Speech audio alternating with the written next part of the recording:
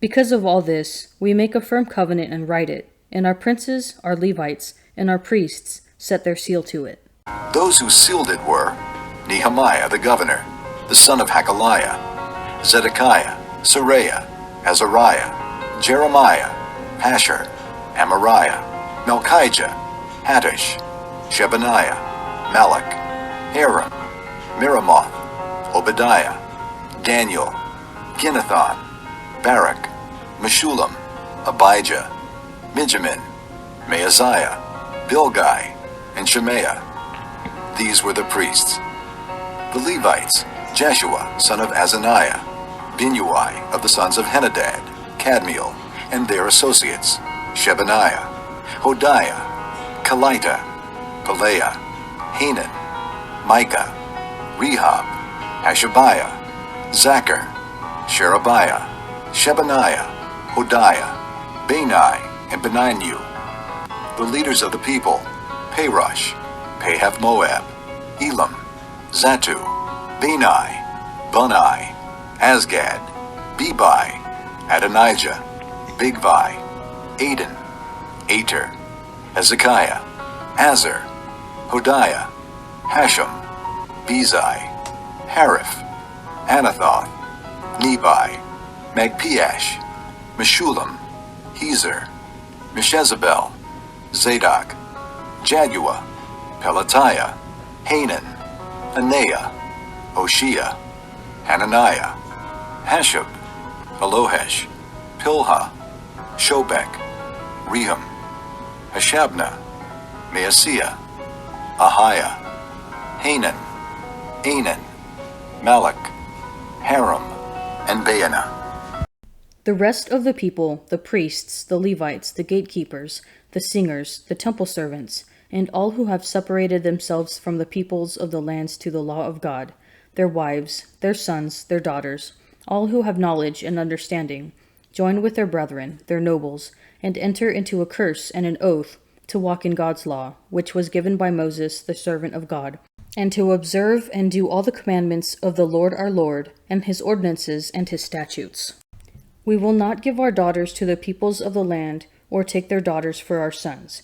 And if the peoples of the land bring in wares or any grain on the Sabbath day to sell, we will not buy from them on the Sabbath or on a holy day, and we will forego the crops of the 7th year and the exaction of every debt.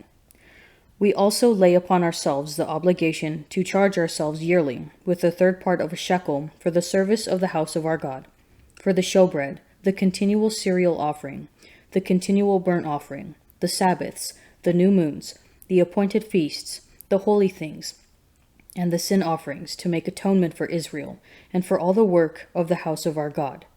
We have likewise cast lots, the priests, the Levites, and the people, for the wood offering, to bring it into the house of our God, according to our fathers' houses, at times appointed, year by year, to burn upon the altar of the Lord our God, as it is written in the law. We obligate ourselves to bring the first fruits of our ground, and the first fruits of all fruit of every tree, year by year, to the house of the Lord. Also to bring to the house of our God, to the priests who minister in the house of our God, the firstborn of our sons and our cattle, as it is written in the law, and the firstlings of our herds and of our flocks, and to bring the first of our course meal, and our contributions, the fruit of every tree, the wine and the oil, to the priests, to the chambers of the house of our God, and to bring to the Levites the tithes from our ground, for it is the Levites who collect the tithes in all our rural towns. And the priest, the son of Aaron, shall be with the Levites when the Levites receive the tithes. And the Levites shall bring up the tithe of the tithes to the house of our God, to the chambers, to the storehouse. For the sons of Israel and the sons of Levi shall bring the contribution of grain, wine, and oil to the chambers, where are the vessels of the sanctuary, and the priests that minister, and the gatekeepers and the singers. We will not neglect the house of our God. Now the leaders of the people settled in Jerusalem, and the rest of the people cast lots to bring one out of every 10 to live in Jerusalem, the holy city, while the remaining 9 were to stay in their own towns. The people commended all the men who volunteered to live in Jerusalem. These are the provincial leaders who settled in Jerusalem: Now some Israelites, priests, Levites, temple servants, and descendants of Solomon's servants lived in the towns of Judah, each on his own property in the various towns, while other people from both Judah and Benjamin lived in Jerusalem.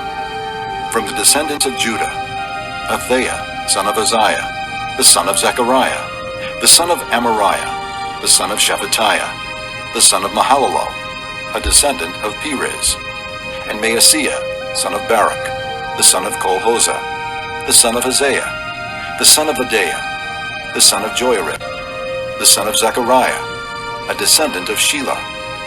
The descendants of Perez, who lived in Jerusalem, totaled 468 able men. From the descendants of Benjamin, Sallu, son of Meshullam, the son of Joed, the son of Pedaiah, the son of Kolaiah, the son of Maaseiah, the son of Ithiel, the son of Jeshaiah, and his followers, Gabai and Salai, 928 men. Joel, son of Zichri, was their chief officer, and Judah, son of Hasenuah, was over the second district of the city. From the priests, Jedaiah, the son of Joiarib, Jachin, Sariah, son of Hilkiah, the son of Meshullam, the son of Zadok, the son of Meraioth, the son of Ahitub, supervisor in the house of God, and their associates, who carried on work for the temple, 822 men. Adaiah, son of Jeroham, the son of Pelaliah, the son of Amzai, the son of Zechariah, the son of Pashur, the son of Malchijah, and his associates, who were heads of families, 242 men. Amashsai, son of Azarel, the son of Azai, the son of Meshillemoth, the son of Immer, and his associates, who were able men, 128. Their chief officer was Zabdiel, son of Haggedolim. From the Levites, Shemaiah, son of Hashab, the son of Azrikam, the son of Hashabiah, the son of Bunai, Shabbathai and Jozabad, two of the heads of the Levites, who had charge of the outside work of the house of God. Mattaniah, son of Micah, the son of Zabdi, the son of Asaph, the director who led in thanksgiving and prayer. Bakbukiah, second among his associates, and Abda, son of Shemuah, the son of Galal, the son of Jeduthun. The Levites in the holy city totaled 284. The gatekeepers, Akab, Talmon, and their associates, who kept watch at the gates, 172 men. The rest of the Israelites, with the priests and Levites, were in all the towns of Judah, each on his ancestral property. The temple servants lived on the hill of Ophel, and Zihah and Gishpa were in charge of them. The chief officer of the Levites in Jerusalem was Uzzi, son of Bani, the son of Hashabiah, the son of Mattaniah, the son of Micah. Uzzi was one of Asaph's descendants, who were the singers responsible for the service of the house of God. The singers were under the king's orders, which regulated their daily activity. Pethahiah, son of Meshezabel, one of the descendants of Zerah, son of Judah, was the king's agent in all affairs relating to the people. As for the villages with their fields, some of the people of Judah lived in Kiriath Arba and its surrounding settlements, in Dibon and its settlements, in Jekabzeel and its villages, in Jeshua, in Moladah, in Beth Pelet, in Hazer Shul, in Beersheba and its settlements, in Ziklag, in Makona and its settlements, in Enrimmon, in Zorah, in Jarmuth, Zanoah, Adullam and their villages, in Lachish and its fields, and in Azekah and its settlements. So they were living all the way from Beersheba to the valley of Hinnom.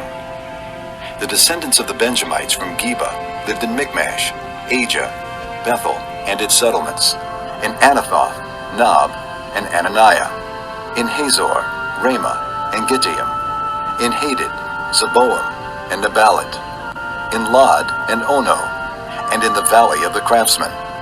Some of the divisions of the Levites of Judah settled in Benjamin.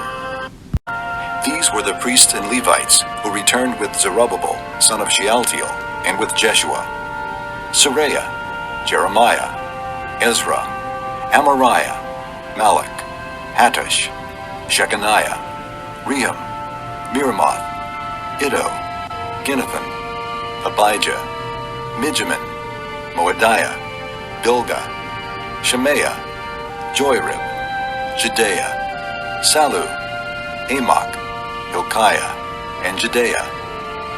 These were the leaders of the priests and their associates in the days of Jeshua.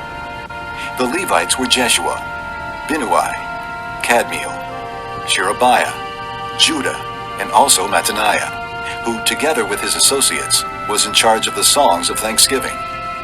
Bakbukiah and Unai, their associates, stood opposite them in the services. Jeshua was the father of Joachim, Joachim the father of Eliashib, Eliashib the father of Joiada, Joiada the father of Jonathan, and Jonathan the father of Jaddua. In the days of Joachim, these were the heads of the priestly families. Of Seraiah's family, Moriah; of Jeremiah's, Hananiah; of Ezra's, Meshullam; of Amariah's, Jehohanan; of Malach's, Jonathan; of Shechaniah's, Joseph; of Haram's, Adnah; of Miramoth's, Helkai; of Iddo's, Zechariah; of Ginnathan's, Meshullam; of Abijah's, Zikri; of Minyamin's and of Moadiah's, Piltai; of Bilgah's, Shemua; of Shemaiah's, Jehonathan; of Joyarib's, Mattanai; of Jedaiah's, Uzai; of Sallu's, Kalai; of Amok's, Eber; of Hilkiah's, Hashabiah; of Jedaiah's, Nethanel. The family heads of the Levites in the days of Eliashib, Joiada, Johanan, and Jaddua, as well as those of the priests, were recorded in the reign of Darius the Persian. The family heads among the descendants of Levi, up to the time of Johanan, son of Eliashib, were recorded in the book of the Annals. And the leaders of the Levites were Hashabiah, Sherebiah, Jeshua son of Kadmiel, and their associates, who stood opposite them to give praise and thanksgiving, one section responding to the other, as prescribed by David, the man of God. Mattaniah, Bakbukiah, Obadiah, Meshullam, Talmon, and Akub were gatekeepers who guarded the storerooms at the gates. They served in the days of Joachim, son of Jeshua, the son of Jozadak, and in the days of Nehemiah the governor, and of Ezra the priest and scribe. Slothfulness casts into a deep sleep, and an idle person will suffer hunger. He who keeps the commandment keeps his life. He who despises the word will die. He who is kind to the poor lends to the Lord, and he will repay him for his deed. Discipline your son while there is hope. Do not set your heart on his destruction. A man of great wrath will pay the penalty, for if you deliver him, you will only have to do it again. Listen to advice and accept instruction, that you may gain wisdom for the future. Many are the plans in the mind of a man, but it is the purpose of the Lord that will be established. What is desired in a man is loyalty, and a poor man is better than a liar. The fear of the Lord leads to life, and he who has it rests satisfied. He will not be visited by harm. The sluggard buries his hand in the dish, and will not even bring it back to his mouth. Strike a scoffer, and the simple will learn prudence. Reprove a man of understanding, and he will gain knowledge. He who does violence to his father, and chases away his mother, is a son who causes shame and brings reproach. Cease, my son, to hear instruction, only to stray from the words of knowledge. A worthless witness mocks at justice, and the mouth of the wicked devours iniquity. Condemnation is ready for scoffers, and flogging for the backs of fools. And as he thus made his defense, Festus said with a loud voice, Paul, you are mad. Your great learning is turning you mad. But Paul said, I am not mad, most excellent Festus, but I am speaking the sober truth. For the king knows about these things, and to him I speak freely. For I am persuaded that none of these things has escaped his notice, for this was not done in a corner. King Agrippa, do you believe the prophets? I know that you believe. And Agrippa said to Paul, In a short time you think to make me a Christian.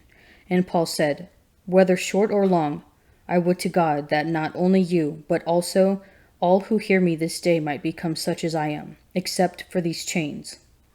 Then the king rose, and the governor and Bernice, and those who were sitting with them. And when they had withdrawn, they said to one another, "This man is doing nothing to deserve death or imprisonment." And Agrippa said to Festus, "This man could have been set free if he had not appealed to Caesar." And when it was decided that we should sail for Italy, they delivered Paul and some other prisoners to a centurion of the Augustine cohort named Julius, and embarking in a ship of Adramyttium, which was about to sail to the ports along the coast of Asia, we put to sea accompanied by Aristarchus, a Macedonian from Thessalonica. The next day we put in at Sidon, and Julius treated Paul kindly, and gave him leave to go to his friends and be cared for. And putting to sea from there, we sailed under the lee of Cyprus, because the winds were against us. And when we had sailed across the sea, which is off Cilicia and Pamphylia, we came to Myra in Lycia. There the centurion found a ship of Alexandria sailing for Italy, and put us on board. We sailed slowly for a number of days, and arrived with difficulty off Cnidus, and as the wind did not allow us to go on, we sailed under the lee of Crete of Salamone. Coasting along it with difficulty, we came to a place called Fair Havens, near which was the city of Lasea. As much time has been lost, and the voyage was already dangerous because the fast had already gone by, Paul advised them, saying, "Sirs, I perceive that the voyage will be with injury and much loss, not only of the cargo and the ship, but also of our lives." But the centurion paid more attention to the captain and to the owner of the ship than what to Paul said. And because the harbor was not suitable to winter in, the majority advised to put to sea from there, on the chance that somehow they could reach Phoenix, a harbor of Crete, looking northeast and southeast, and winter there. Most people, except maybe for lawyers, forget about the contracts they sign. Detailed stipulations are often only informally observed until a problem arises and the courts get involved. Nehemiah wants to make sure that the Jews he governs do not forget the details of their covenant with God, so he initiates a covenant renewal ceremony, including a signed document. Here the people recommit to the Lord and to obey his law, a reminder that our vows to him need constant renewal. For many are the plans in the mind of a man, but it is the purpose of the Lord that will be established.